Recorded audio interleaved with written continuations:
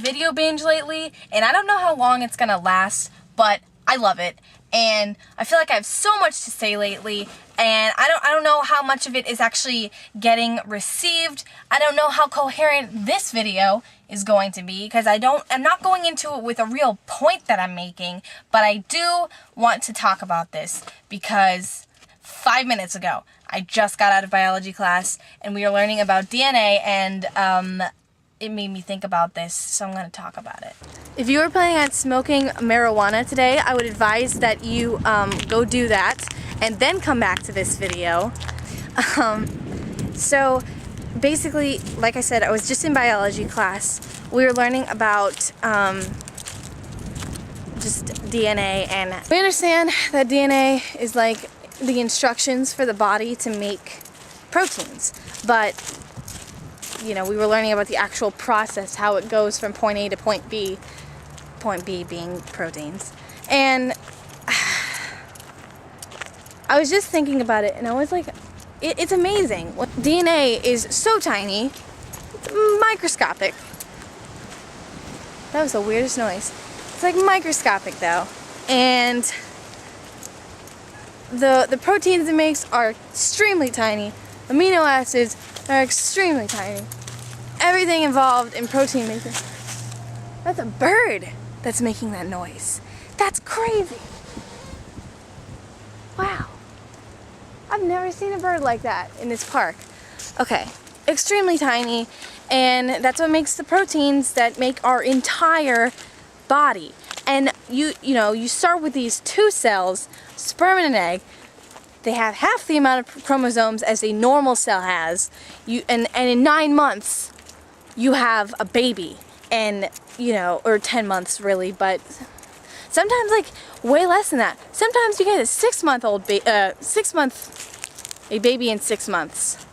That's what I'm trying to say. But, preemies and stuff, and they're already coming out ready for life. Sometimes they have to be in the hospital for a while, and they have to, have kind of intensive care, but it's a being that is prepared to live, and then it grows into whatever we are as adults and teenagers. Maybe it's just me, but you let that sink in for a minute.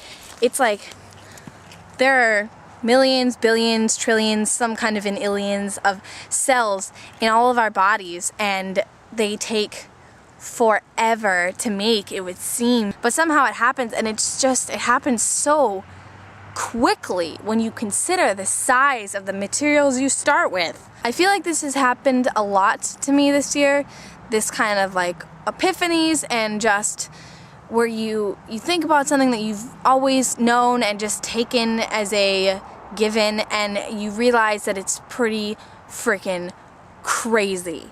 And I already have a ridiculous appreciation for life. And, I don't talk about that a lot with people, but I'm pretty sure that it shows. Not necessarily on here, because,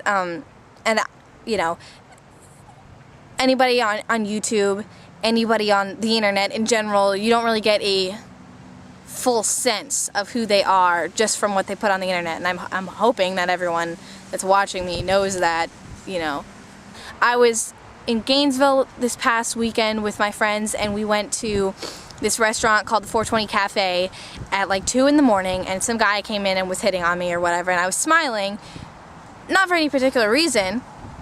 I was just happy, and he, was kind of giving me a hard time, joking around, and was like, "What are you smiling for?" And my answer was just, I'm appreciating the miracle of consciousness. Like I said, there was no particular reason for me to be happy, and he asked me if I was high, but I didn't have to answer, and I wasn't, by the way, not at all.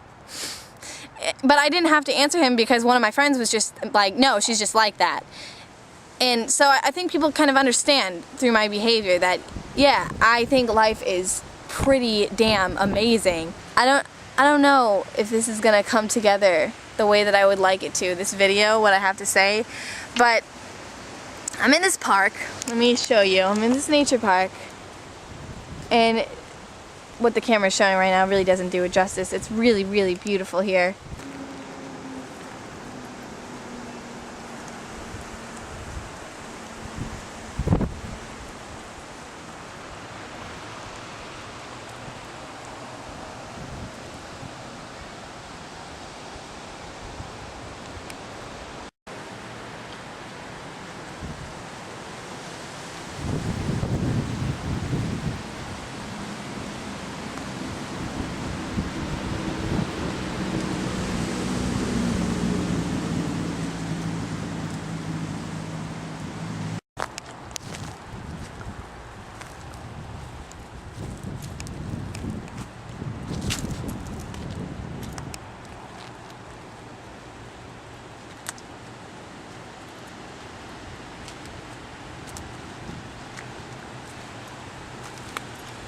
used to come here like every day to pray, and in fact, that's pretty relevant to, I guess that's why I came here. It's pretty relevant to the subject of the video, because my appreciation for life started being strongly tied to the fact that I was religious for several years, and that's where really it kind of all started for me.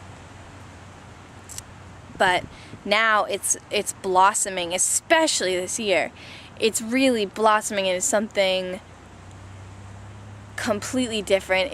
It's influencing the way that I see the entire world, the way that I live my daily life on a daily basis, and it's awesome, and I want everybody to be able to see things this way, at least to a degree. I remember earlier this month I was fasting. I fasted for 7 days. It was a water fast, which means that I didn't drink any tea or juice, or I didn't eat any food, and no gum, nothing, just like a gallon of distilled water every day. And I think people are very deceptive about fasting. When you look at YouTube videos where people are doing like a video diary, I feel like it's so inaccurate. People will be like, you know, I'm experiencing this peace that I've never had before, and you know, I'm getting closer to God and blah blah, spiritual. No. At least for me, fasting is not like that. I love food. That might be one of the reasons that fasting is not like that for me, but it's not peaceful, it's not fun. You don't get some kind of a mental clarity, which I've read a lot about that, and it's not true for me. You're weak, you're tired, you're pissed off. I was pissed off like all the time. My sister started to get really angry, and she was like, I'm gonna make you eat food if you don't start eating in a couple days, because, you know, she was getting the brunt of my irritability. And on top of everything, you are freaking hungry. Always. Not hungry as in you need food to survive, because, you know, that's the point at which it gets dangerous and you should stop fasting and start eating. But physically I was not hungry at all. Mentally, oh my god, I wanted food so bad. In my spare time, all I was doing was looking up recipes or looking at the food porn tumblers or something, like anything that had to do with food. I wanted food. I was really disappointed because that was the longest fast I've done, and I was hoping for this mental clarity that I kept reading about that never really came, and I was meditating every day and really trying to get in touch with that whole, and I don't mean like some kind of a hippy-dippy thing, but I do believe in a kind of spirituality, you know, not necessarily chakras and the third eye and, you know, some kind of a higher self or spirits, or I don't believe in any of that, but I mean, it's the kind of spirituality that really this entire video is about, and I'll go into that in a minute. But I was trying to experience that, and it never came, and I was very, very disappointed.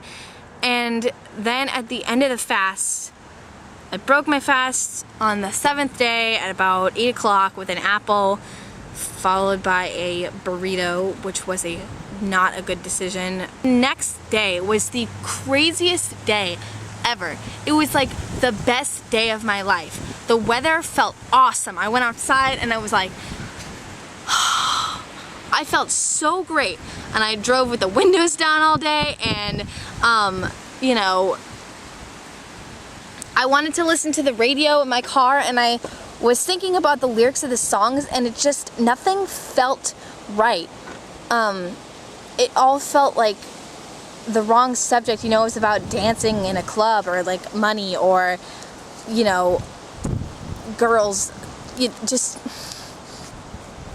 felt very off, and, you know, I do have a Christian radio station in my presets that has been there for, sorry, there's someone else in the park now, for a while, but so I ended up listening to that, and because that just had that kind of like appreciation for life that I felt was lacking in the other radio stations. And then after one of my classes, I was about to go home, and there's a park at the end of my road, and I kind of just made a spontaneous decision to go down to the park. And it was so like serendipitous would be the word. There was nobody at the park. There's almost always people at that park. Nobody there. And I just was walking around. And if there's ever a time that you could be like connected to the earth, that's how I felt. I just kind of like laid down on the grass and closed my eyes and, you know, felt the warmth, but like it wasn't super hot like Florida always is, which was great. And I don't know, feeling the grass and stuff underneath me, and feeling like the surface of the ground, and seeing all the ground that was around me, and understanding that I can't even see the next city over. Like, it made the world feel huge, and it made me feel really small, and it was so cool. And I'm just learning a lot lately to appreciate my insignificance, you know. I will die someday. I will be forgotten, and that's okay. And I go back and forth about the death thing, because on the one hand, I can talk about it rather lightly, because it's an abstract thought to me. I think death, and I think way off in the future, but it's not like that. Death doesn't follow some order like almost everything else in life does. It's not birth, you know, infancy, childhood, adulthood, elderhood, and then death. It's, you know, the possibility that I could be celebrating my 18th birthday in the ground is there. But I don't feel it. It's not looming. And that does scare me when I think about it and when I let it be there in front of me. Is there a reason that I should be frightened of that when I know that, yes, I am insignificant and no one will remember me? See, that's the thing, though. There's a balance there. It freaks me out, because even though I believe that stuff is not apathy. Just because I know that no matter what great thing I do, no one will remember it, it does demotivate me from doing anything great. I want to do great things. I have so much to say. I feel like I have so much to give, and I might be wrong, you know. I might be... The things that I think are important for the world to know, that are in my head already, may not be important at all, but I need to get them out so that I feel like I have contributed to this planet, because it just feels like a big collaboration project. That feels like the main thing that I'm here for. I don't believe in purpose. I think by believing that, we're imposing meaning on something that, you know, doesn't have it, which is a human tendency. We do that all the time. You know, if you write down CAT, you don't see squiggles. You don't see just individual letters either. It becomes a unit. It becomes cat. And not only does it become the word cat, you see a cat in your head, you know. It's got a meaning. It's not just ink on a paper, which is what it really is. And then I'm getting into metaphysical things and, you know, in a way, existentialism, and how, like, the essences of things, and how maybe there's not one and we're making one up, and that's too big of a topic for me to make a single video on.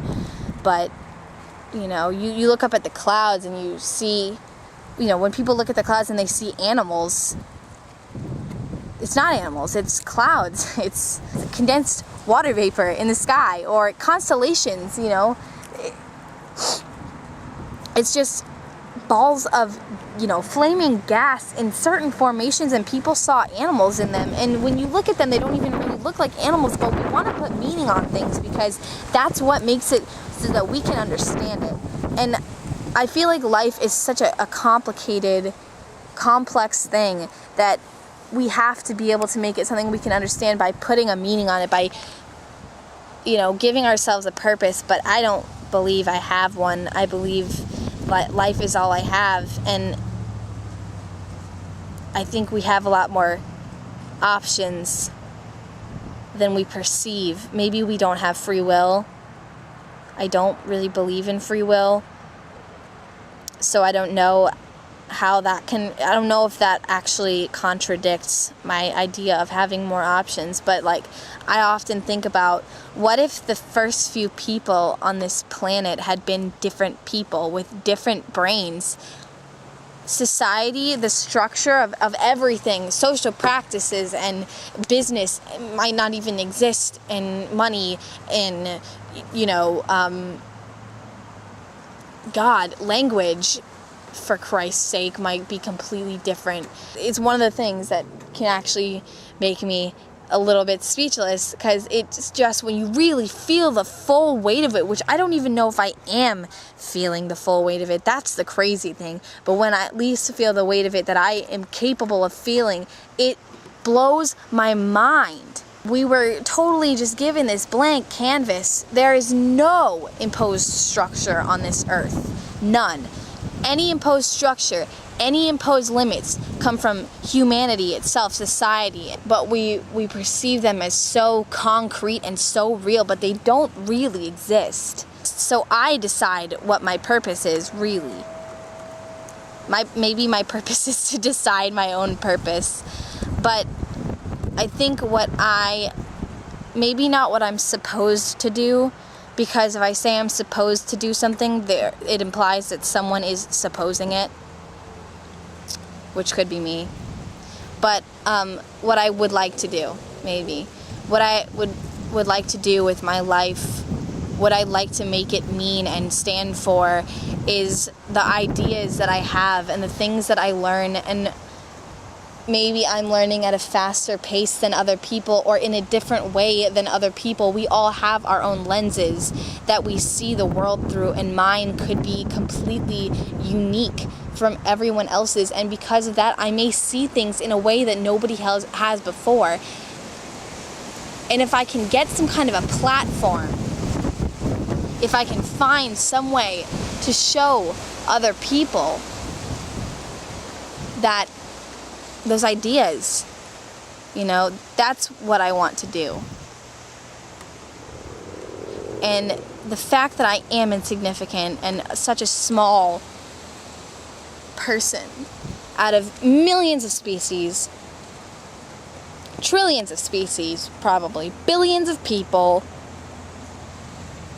hundreds of countries on this one planet among 13, I'm counting dwarf planets here, among 13 in our solar system, in our galaxy, which is just one I could go on forever. I'm so small in light of things. And knowing that I am, and knowing that I will be forgotten, and that so many people and so many, other forms of intelligent life, because people are not the only ones, but knowing that I won't even be known by so many intelligent life forms does not discourage me from wanting to do something great and wanting to get my ideas out there, because that's what I want to live my life for. And, if I don't have that, what is the point even? I want to feel and I want to learn and understand, but I also have a strong desire to share that with other people, and maybe that's why I even made a YouTube in the first place, and maybe that's why I want to make videos this week. But I've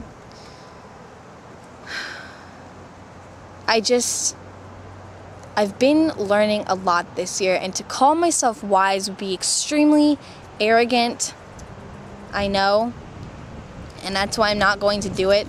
But maybe there's some kind of a seed of wisdom or of knowledge or something, some kind of an understanding that has just kind of been put in my brain, or maybe started growing, maybe was there a long time. I know I've always had the capacity to understand these things and to learn these things, and I've also always had the desire, but I didn't really maybe have the resources to find these epiphanies that I'm getting, seriously, day after day this year.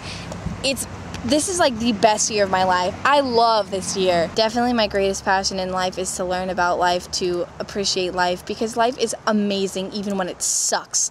And I just wrote a 10-page paper about this, 10 pages, for my philosophy teacher, and he loved it, and I've been strongly considering just reading the paper as a video, for anyone that wants to see it. It's about emotion and appreciation for life, and emotion versus logic, and how maybe they're not mutually exclusive. And the only thing that's really been holding me back from reading that as a video is the fact that I use as an example, as an illustrator, my breakup with my most recent ex-boyfriend, and it's got some details from that, and I don't know if I'm comfortable with reading that for the entire internet, but know that it's in my head and I'm considering it. And I might maybe just edit it and abridge those parts. Being an insignificant being doesn't mean your life is not important to you. Life is amazing. I love being alive. I love being able to perceive all of this and to be conscious of this amazing thing that's happening. Like, when you consider all the possible combinations of DNA and all of the fact that I ended up a human being, or even conscious, that this brain, that this perception that I have ended up in a living body is amazing. The odds were so stacked against me even experiencing this consciousness, and here I am, and I don't think anybody, including myself, spends enough time being grateful for that. And that's kind of what it was like at the end of my fast. I did it as a transition into vegetarianism, and when I went to that park, I laid on the grass and I kind of meditated in a way. I closed my eyes. I just kind of felt like I was melting into the planet, and I started crying, not because I was sad, not because I was happy, but just because, if you really, take the time to appreciate the fact that we're here and that we're conscious, and that our consciousness is as developed and advanced as it is, even though sometimes that hurts us, it on the whole, it makes the experience so much better. And there's really, it doesn't make sense to complain about the times it hurts us, because it so often makes everything so much greater, and colors are brighter, tastes are more intense, and feelings are stronger. Everything is on 100 when you compare us to non-human animals, and we get to experience this, and then we complain about it. And not that negative feelings are to be discounted, because like I said, everything's on 100, and that includes the downs, but holy shit, the ups. It's hard to remember them when you're in those down periods, but man, I try to remember as much as I can that life is incredible, and suffering cannot last forever. In any given situation, I only have two possible results: things get better or I die. If I die, my suffering ends, because I cease to perceive any kind of consciousness. And if things get better, my suffering ends because it's replaced by happiness or some kind of a good feeling. I just wanted to make this video, I guess, to make the point that I'm so amazed by life, and I am so in love with being alive. And I don't think we spend enough time appreciating life, but I was reminded of it by my biology class. I think we take death too seriously and life too lightly. I don't know who all has been watching me for a long time, but I've been writing a book for 2 years, and I've talked about that on my vlog channel that I never upload anything to. And that's a lot of what the book is about, is my philosophy about life. But it's a fiction book, it's not a nonfiction, because I learned through example and through applying things to my life, so I'm applying these ideas and philosophies to a story of a family who lives pretty much the way that almost all of us do, and they're confronted with something that forces them out of that way of thinking. But I won't give anything away. Read my book, guys, whenever I finish it, which will be never. It's taking forever to write. Anyway, oh, and I'm going to close this with a quote. My philosophy teacher that I mentioned earlier, I was talking to him kind of about something like this, And he said that when he was traveling one time, he was staying with this guy, and the guy was talking about all the things that are available to do in this world. And this kind of ties into the whole, we have more choices than we think we do. More options, at least. Maybe not more choices. Maybe we don't have a choice at all. But so many things to do. The guy talked about how he had thought about it before, and because of that, he said, now when I hear someone say I'm bored, all I hear is I'm stupid.